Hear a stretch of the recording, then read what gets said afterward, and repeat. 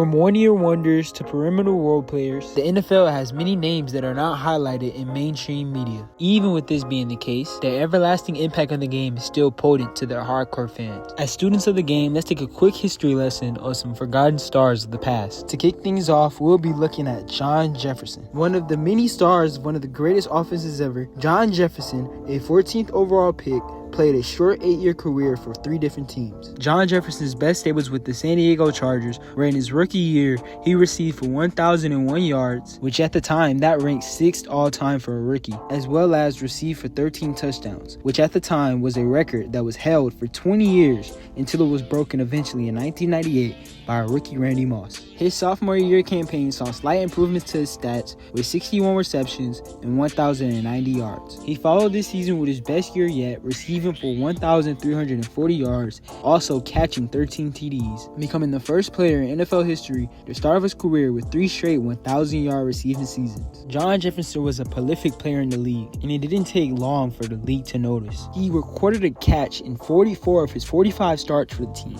but in one specific game in 1979, he was double-teamed the whole game where he was never targeted a single time. In the efforts to shut down John Jefferson, the Bills let the Chargers run all over them, recording 245 rushing yards on the day. His in-game impact was inevitable, and San Diego knew it, and also John Jefferson knew it, which led to some contract disputes which landed him in Green Bay for his 4th season in the league. Jefferson teamed up with James Lofton and Paul Kaufman to make one of the most explosive offenses in the league, but it was evident his production had dropped from San Diego, never eclipsing 1,000 receiving yards again. But his best season with the franchise came in 1983, where after a strike-shortened season where he got Pro Bowl honors, he put up some respectable numbers in the 5th-ranked offense behind Lynn Dickey, which led the league in passing that year. Despite this, his dip in production was potent, and after a long holdout in 1984, he was traded to the Cleveland Browns. And in his final season, he only started 2 of 7 games, receiving for only 30 yards. And after being signed by the Houston Oilers then waived before the regular season started, he retired in 1986. He finished his career with 4 Pro Bowls and 2 first-team All-Pros. John Abraham, although widely overlooked, was as good as anybody in the 2000s. The former 13th overall pick played for 3 different teams in his long 15-year career. His career started off with a bang with the New York Jets, but after 6 games, he was out with an injury for the rest of the year. In these 6 games, he still managed to tally up 4.5 sacks,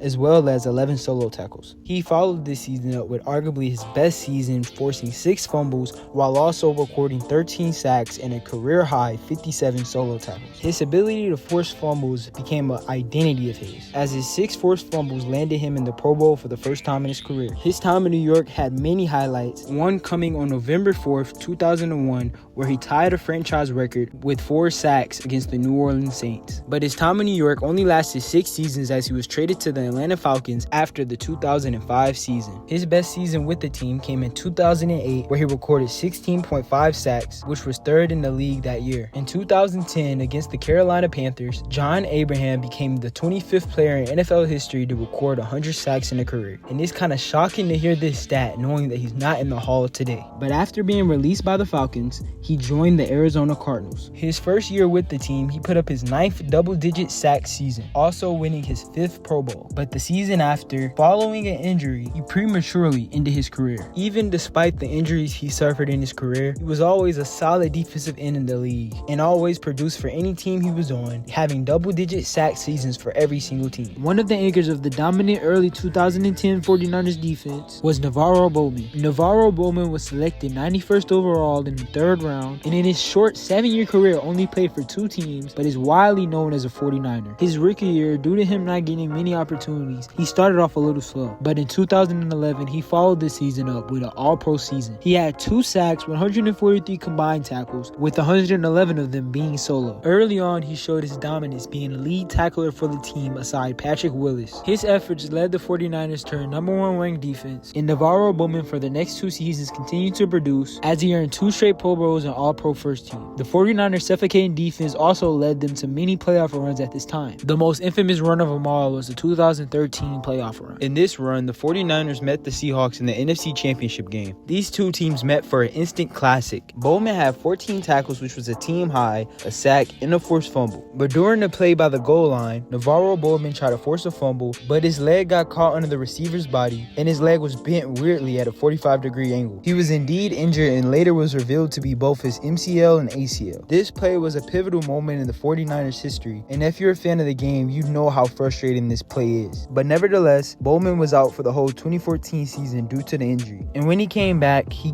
like he never left, posting a career high in tackles the season following his injury. This earned him his 3rd Pro Bowl and 4th first-team All-Pro. The following season, he tore his Achilles after 4 games, and after being traded in the middle of the season to the Oakland Raiders in 2017, he stepped away from the game after the 2017 season with only 8 years on his belt. But his greatness was undeniable, and his 49ers teammate Patrick Willis and himself was the first linebacker duo to ever host the first-team All-Pro honors in the same season. And it's a shame to see him not in the Hall of Fame already. But make sure you guys like and subscribe, and if you want to see more content like this, stay tuned.